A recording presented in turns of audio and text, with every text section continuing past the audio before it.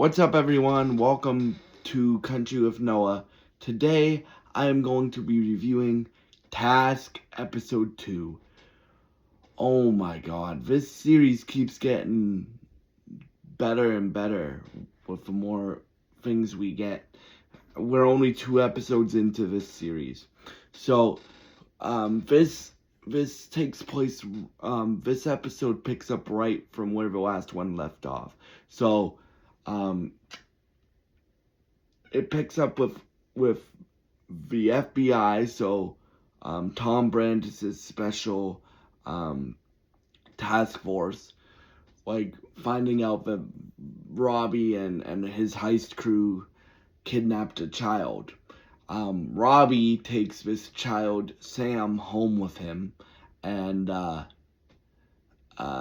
he asks his sister-in-law to raise Sam with the other kids, but his sister-in-law doesn't know that Sam was basically was kidnapped by Robbie and the heist crew, because when Robbie killed Sam's parents, Robbie and his heist crew killed Sam's parents, he took the child from the house and stuff like that. And we also get introduced into this episode, like the biker gang. Now, the biker gang, these two people that Robbie killed were part of a biker gang, right?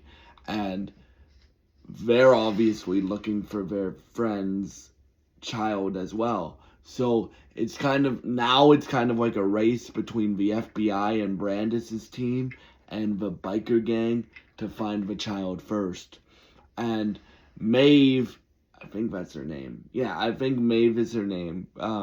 Maeve figures it out and doesn't want Robbie. Like, I almost expect in episode 3. I haven't seen this series before. I'm watching along with you guys, but I almost expect to have Maeve give him a ultimatum, like, hey, you turn this kid in, because Robbie keeps telling Sam that Sam's the kid's name, that, yeah, I was friends with your dad, and your dad asked me to take you for a few days because your grandma's really sick. And I feel so bad for the kid, because the kid doesn't know that Robbie and his heist crew, killed his parents. And they also take a whole bunch of biker gangs drugs. So not only do they take Sam, who is a child of two of the members of a biker gang, so they want to find the child. Robbie and his heist crew also take a lot of drugs from the biker gang as well. And yeah, so the whole thing is like Sam getting to know Robbie and Robbie getting to know Sam, right? And I don't know what Robbie's gonna do, but and then the episode ends with Maeve trying to like turn the kid into like the FBI and the police, but she changes her mind because Sam came back to the car once he found out that Maeve didn't come in with him to buy him a Batman toy, right? And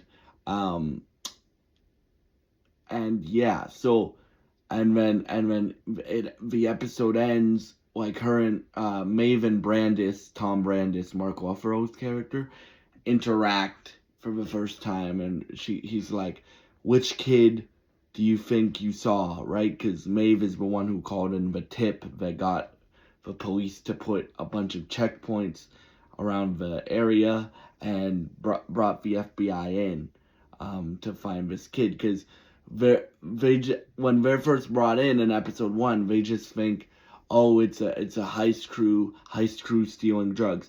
Now it's a heist crew who's stole drugs, yes, and still is stealing drugs, but they also have a kidnapped child. So Brandis is really getting his shit together and trying to find this kid. Brandis and the whole task force. But while that's going on, I've covered basically all of Robbie's storyline where that goes. So now I'm gonna cover Brandis's.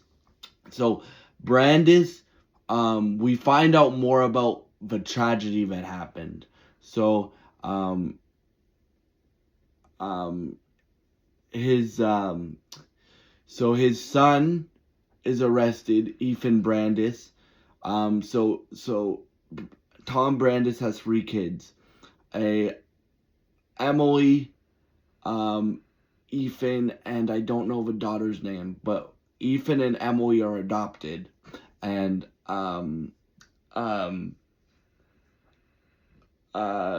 Brandis's other kid has a kid, so like,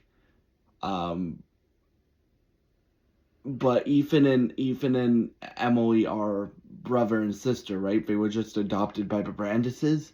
Well, not just adopted. They were brought into this family through adoption, right? So like, and it turns out that Ethan Brandis has a psychological disability where he gets really angry and hurts people, right? And what happened to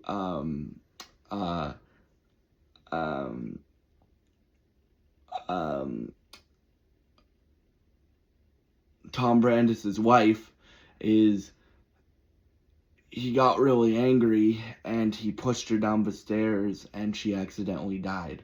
So and that guys, like you guys, well, if you guys don't know, I also do a lot of advocacy work on my other channel.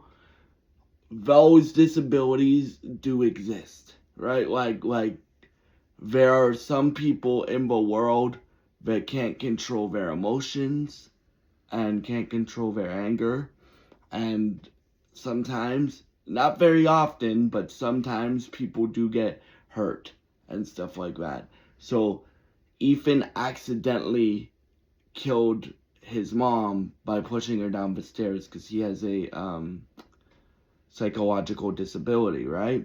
So the judge, I think his name is Judge Adams, right? So it's Tom, Ethan, Tom, Emily, Tom, Emily, and their other child and the lawyer all have a meeting, and they're like, we need a statement from Emily to help her brother, right? And obviously the other sister is like, why? He killed our mom, well, my mom. He killed my mom. And Emily goes, she was my mom too. And then, so there's a lot of tension there. And guys, I agree with Brandis, because Brandis says something really important. Prison won't work for those people, won't get them help. That's actually, in my opinion, one of the reasons, in my opinion, why the special homes for people with disabilities exist, so that people can help them and get them in a stable environment and help them control their anger and give them strategies to control their anger. And that is why I sympathize with what Tom and Tom's lawyer and Emily want to do. But I also sympathize with the sister, because the sister's like, how long is he getting in prison? And they're like, 15 years. But if Emily speaks, it will probably get sentenced to 5 years, right? Now, I agree with both sides, and I'll tell you why. Because I think Ethan Brandis needs help. I don't think prison is that type of help for him. I think a facility like the facilities that exist for people with disabilities would be perfect for him, right? Because guys, I've met people in my life that have the type of disability that Ethan has in this show, that can't control their emotions and can't control what they do and can't control when they get angry. And I don't think they should go to prison. I think they should get help. And if the homes are a way for them to get help, then that's what you have to do, right? So I think Ethan should go into like a special care facility for people with disabilities. That's just my opinion. But yeah. Um, so that's basically what's going on with Tom, and while that's going on, like Tom's also trying to find the child and stuff like that, and also like I'm very interested to see the dynamic between Emily and her sister throughout the rest of the season, because that will be very, very, very interesting to that's going to be very, very interesting to watch. And yeah, so um and you guys know my opinion. I just spent like 5 minutes telling you my opinion on what should happen with Ethan. I agree with Tom and stuff like that. Like, he needs help, he doesn't need prison. And yeah, so and stuff like that. And then but I also see the sister's side. So I'm very interested to see Tom's family dynamic. And we also get some of Tom's backstory. Like, we find out how he became an FBI agent. So, Tom, like, they referenced this in the first episode, was a priest, right? Or a chaplain, which is like a special type of priest that goes into like war zones, or like some places where a bunch of casualties have happened, or like something really tragic has happened. They're like a priest, but for people that like are in the hospital or are about to pass away, or some people that have been through a really, really, really, really bad tragedy. That's what Tom used to do, right? Before he left the priesthood and married his wife. And we find that out. And then, like, one of his task force, like, one of the people on the task force, Razzo, asks him, or Grazzo asks him, how the heck did you become a FBI agent? And he's like, that's where I met my boss, Diane, I think was her name. That's where I met my boss, Diane. And once I left for priesthood and married my wife, she got me into Quantico, which is like FBI school. So yeah, I thought this episode was really, really, really good. I cannot wait to see where this series goes, and I will be reviewing it all the way through. And yeah, next week is gonna be very, very, very exciting, because we have Tulsa King starting next Sunday, and we still have this going on. So you guys are gonna get 2 videos of me covering TV shows on this channel. And when new music comes out that I want to cover on this channel, I will cover it. And yeah, so I hope you guys enjoyed this review, and I would give this episode a 8.